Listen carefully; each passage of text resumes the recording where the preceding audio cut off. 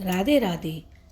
आज हम सुनेंगे कार्तिक मास माहात्म्य की 70वें अध्याय की कथा।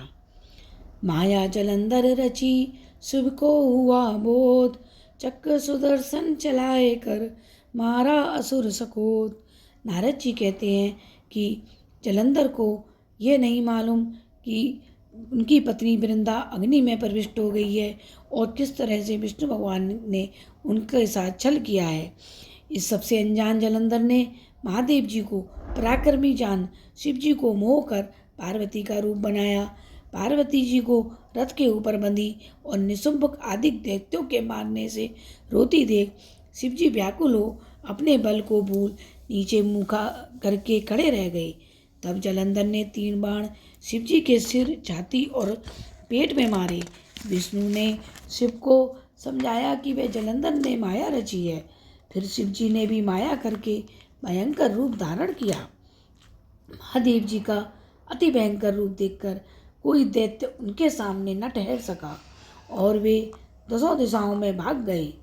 महादेव जी ने शुंभ निशुंभ को शाप दिया कि तुम मेरे युद्ध में से भागे हो, इसलिए पार्वती के हाथों से मारे जाओगे। फिर जलंधर के पहने बाणों की वर्षा से पृथ्वी तल बाणों के अंधकार से ढक गई। जब तक शिवजी ने उसके बाणों को काटा तब तक उस जलंधर ने नंदी के एक पारक को मार दिया। उसके लगने से बैल युद्ध में मारा गया, जो महादेव के खींचने पर भी न रुका। फिर शिवजी ने भयंकर रूप धारण करके सूर्य के समान तेज वाले सुदर्शन चक्र को जला दिया। वे पृथ्वी आकाश को जलाता हुआ भूमि पर गिरा और विशाल नेत्र वाले जलंधर का सिर काट दिया। रस से उसका शरीर पृथ्वी को शब्दमयन करता हुआ गिरा और उसका तेज शिवजी में लय हो गया। परमादिक देवताओं को यह सब देख आनंद हुआ।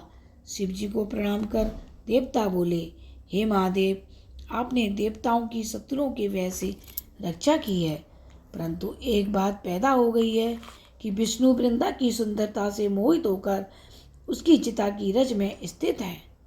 अब हम क्या करें?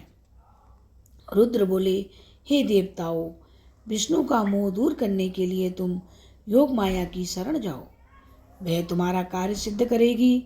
नारद बोले, तब भूतों गणों समेत शिव अंतर्ध्यान हो गए और देवता योग माया की स्तुति करने लगे, जिससे सत रज यम तम ये तीनों गुण पैदा हुए हैं और जिसकी इच्छा से संसार की उत्पत्ति और नाश होता है, और जो प्रकृति 23 भेदों द्वारा संपूर्ण जगत में वर्तमान है, उस भक्त वत्सल को हम बारंबार नमस्कार करते हैं।